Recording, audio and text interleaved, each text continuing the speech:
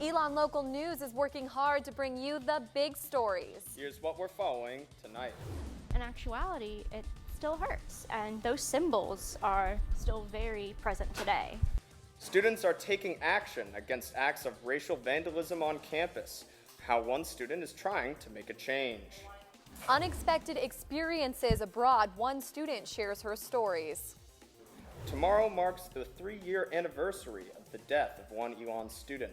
How her friends are still remembering her. You're watching ELN Local News.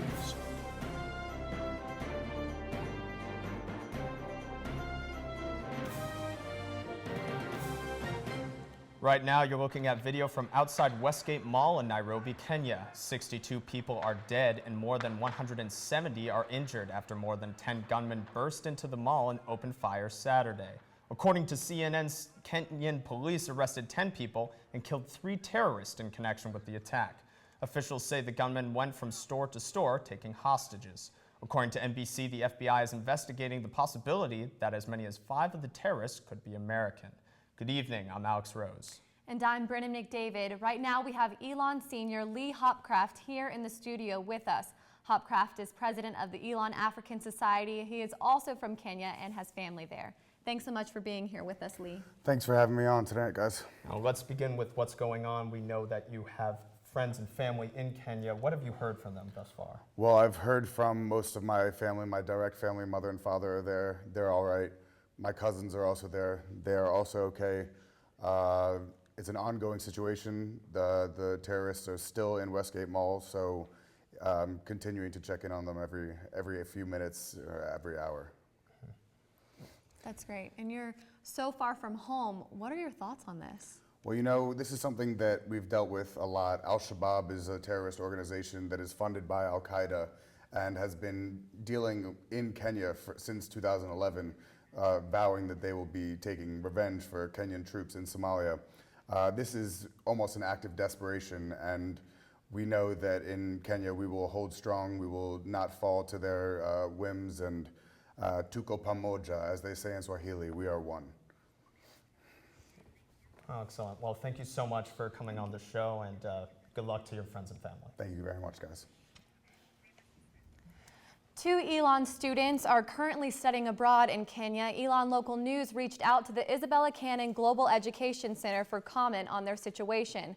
Director of Study Abroad Kevin Morrison says the 2 students were not close to the mall and are safe, but he could not give us their names. He also says the university has a plan to handle dangerous situations such as this one. We are continuing to follow a story that started last week. One student is speaking out against the recent act of vandalism in the Colonnades Residence Hall. ELN Local News was first to tell you about 2 students who woke up to find drawings of the KKK and a swastika on the whiteboard outside their suite. Our Joe Bruno is live from Colonnades D with more on the action students are taking now. Joe? Brennan, the incident took place in the building right beside me 8 days ago, and now students are calling for action. ELN sophomore and president of Better Together, Shelby Lewis, wrote a letter to the school and posted it on the Class of 2016 Facebook page. Lewis says the letter is intended to ignite a greater student response. I spoke to Lewis to find out why she thinks there hasn't been a bigger response.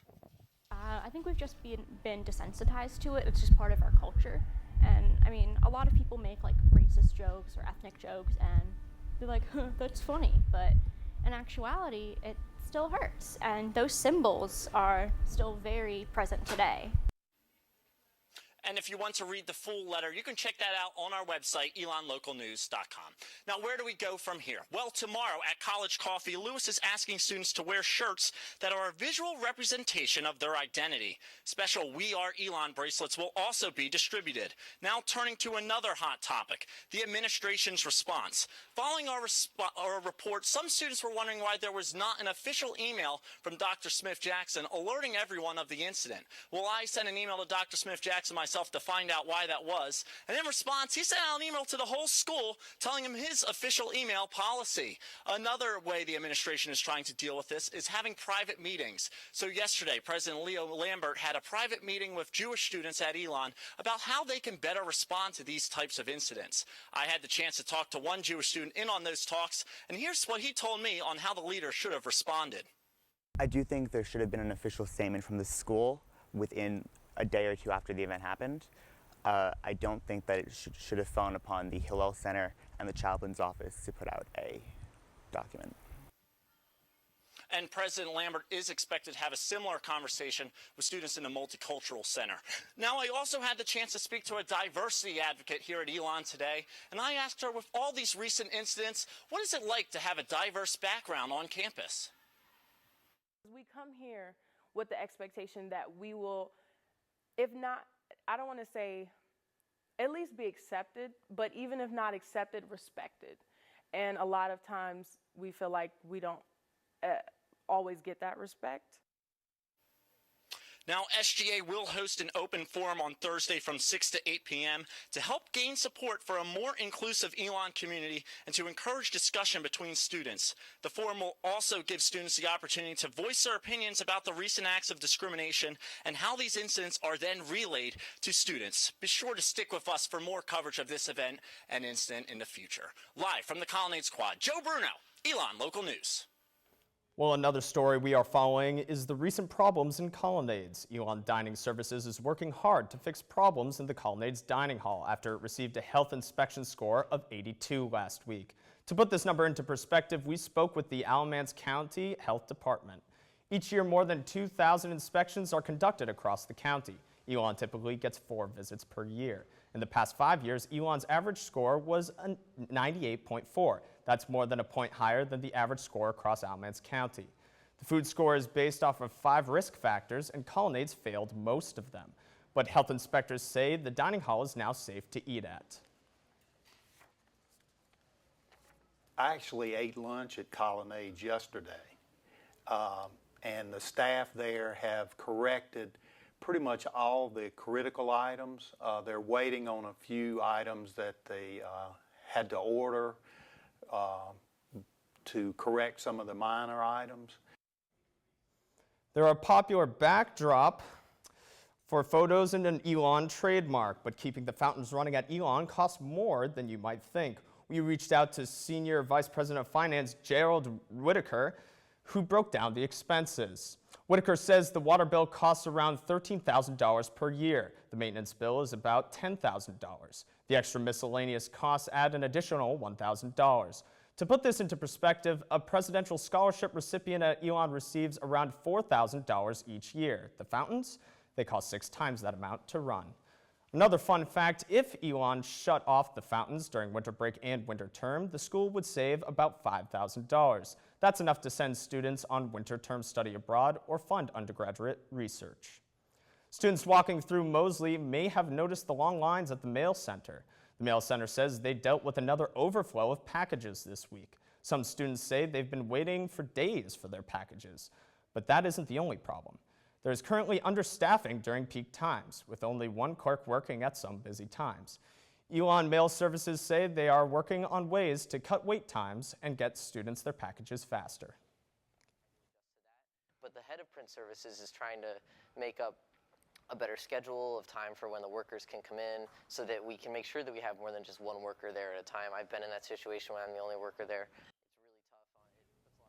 Many students study abroad, but not all students are aware of the dangers involved in going overseas. I spoke with one ELN student who dealt with some unforeseen circumstances during her winter term trip.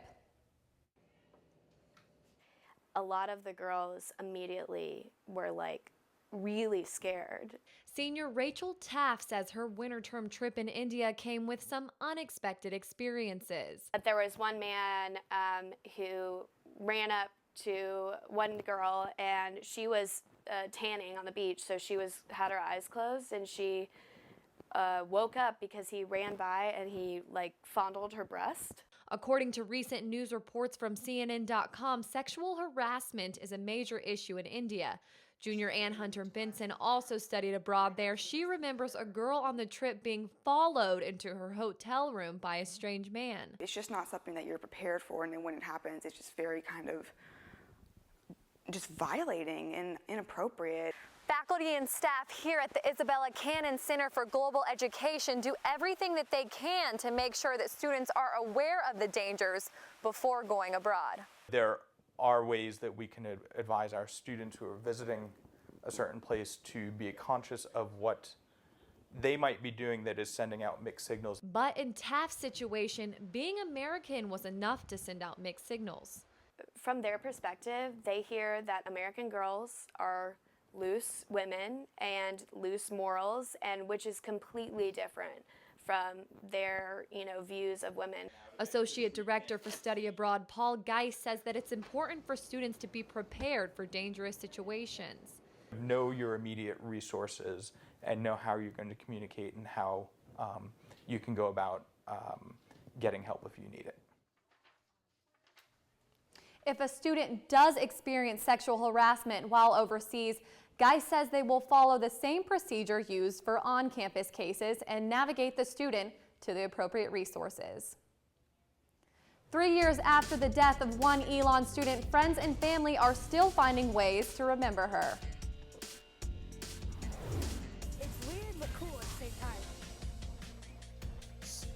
Some think it's weird, like there's, no, it's a toy most college students grew up with. Find out how one art exhibit is bringing a new form of art to the classroom, brick by brick. For most first-year students, starting college can be difficult. Find out how ELN transfer students are adjusting.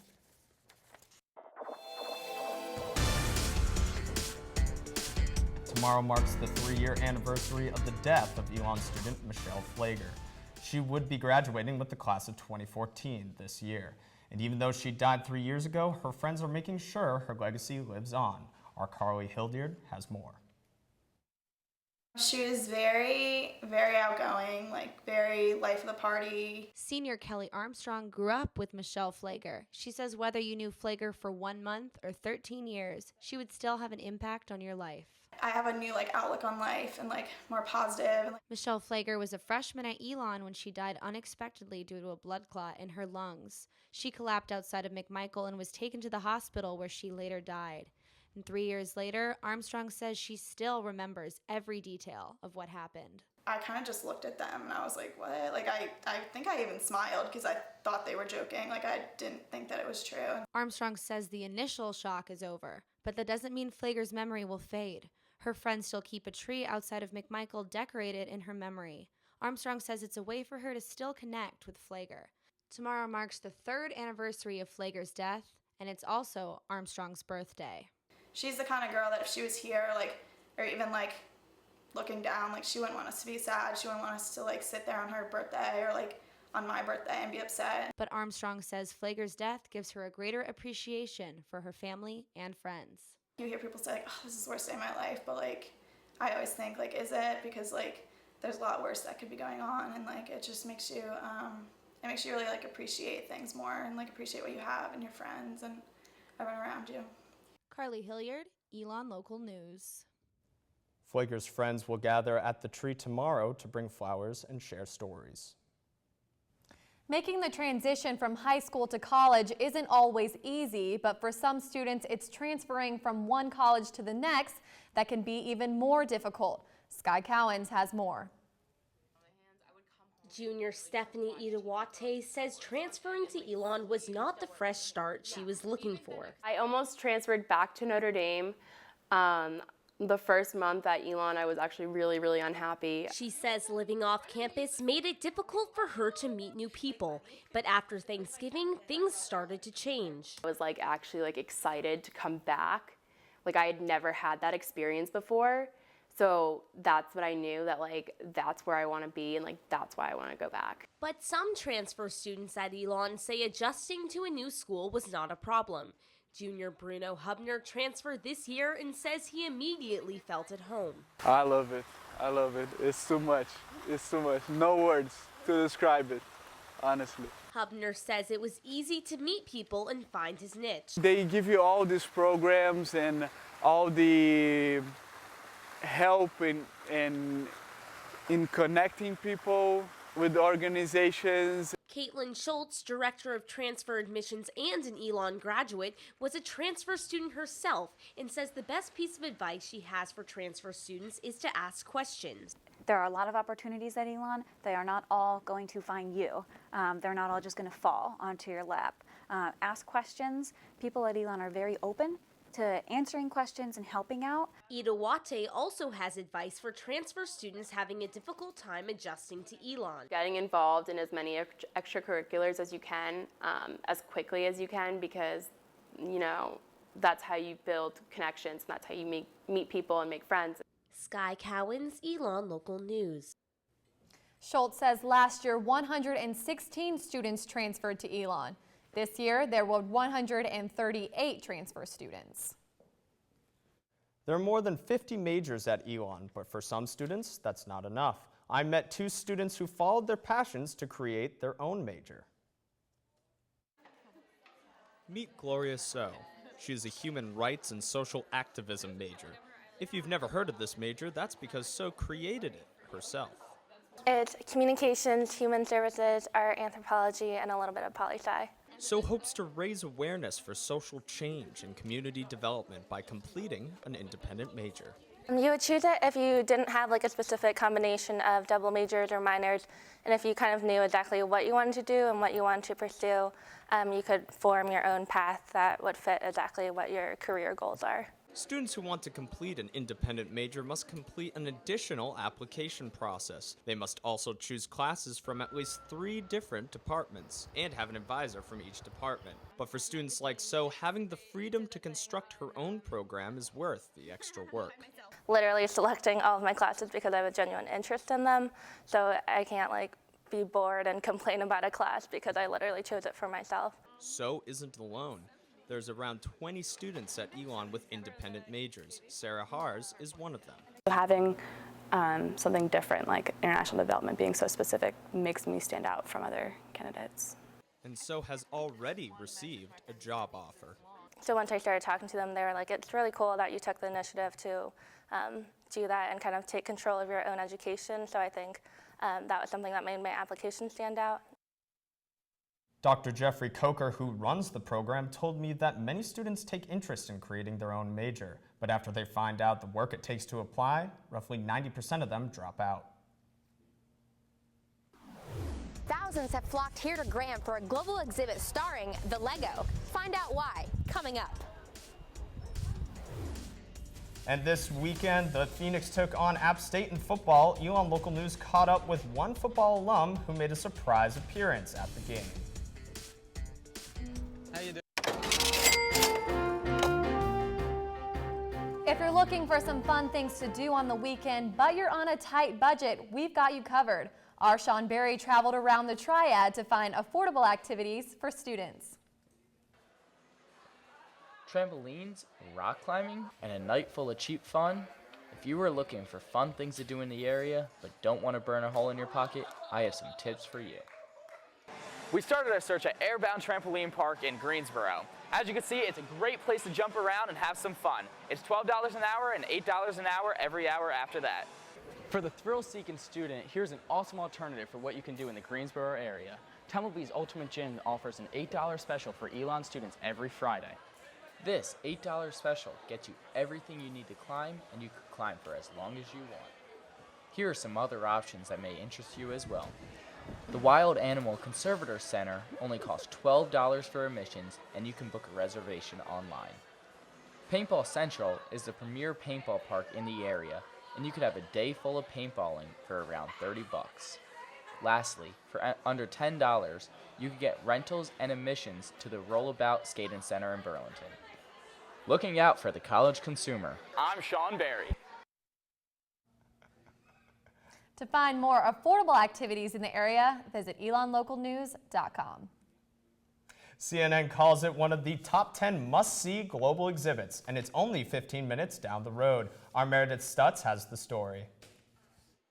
When you think of Louisville Sluggers and Mount Rushmore, Graham, North Carolina probably doesn't come to mind. Some I think are weird. Like there's this one in the one like the all the way over my house. There's like a guy opening up his body, but it's weird but cool at the same time. But now they are on display in the form of Legos. More than 27,000 people have visited Nathan Sawaya's The Art of the Brick Lego exhibit in Graham since it opened in August. The purpose is to bring art to all people. It's wonderful to see the young, the old, folks from all socioeconomic levels. Growing up, the Lego is the staple toy in any child's playroom. But thanks to Nathan Sawaya and the Art of the Brick exhibit, audiences, and particularly children, are seeing that the Lego is not just a toy, but a piece of artwork. I wouldn't really think Lego was an art, but when I saw these, I say, oh, it's really artistic of whoever made them. But some parents say the arts are becoming less of a priority in the classroom after educational budget cuts. It's just a rotating class that they don't get to take every day. I think when we were younger, we had it a little more often. There was more financial backing for those kinds of programs, and nowadays it's just not there. The Alamance County Arts Council is working with schools to help connect kids to art and let them create their own masterpieces, one brick at a time. I think it really hopefully encourages them to try art themselves. Meredith Stutz, ELN Local News. The Art of the Brick exhibit will continue to run through the end of October and is free to the public.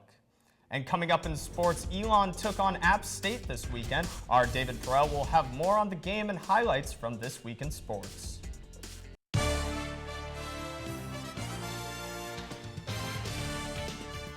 Welcome back to ELN News, Local News. I'm David Farrell here with today's sports update. It was a busy weekend for ELN sports. Let's begin with the football game. In their final meeting against conference rivals, a 1-2 Elon team was eager to beat App State for the first time since 1964. The Mountaineers got on the board when freshman running back Marcus Cox scored on a 50-yard pass from Jamal Laundrie Jackson. App State would race to a 24-0 advantage before Kier Brown put the Phoenix on the board just before the half. With momentum on their side, the Maroon narrowed their deficit to just 3 points after a 13-yard run by junior running back Carl Bostick. But Marcus Cox took over for the Mountaineers when he scored on a 3-yard run to put the game out of reach. I caught up with Coach Swepson after the game. The game of football is just when you get in that rut, you don't know how to score and you don't know how to win. It's tough to climb out of, and that's what we're right now. But I don't think we're a bad football team. The Elon Phoenix took on App State this weekend. Our Justin Beagle has more on the game. Today we will look at 2 plays from the App State Elon game in this week's Phoenix footage breakdown. The first play is App State's opening scoring drive, a 50-yard catch and run by Marcus Cox. You'll see him, number 14, lined up next to QB Jamal Laundrie Jackson in the backfield. When the ball is snapped, Cox runs a quick slant across the middle, beating Alex Dawson, then avoiding 1, 2, 3, 4 would-be Elon tacklers for the score.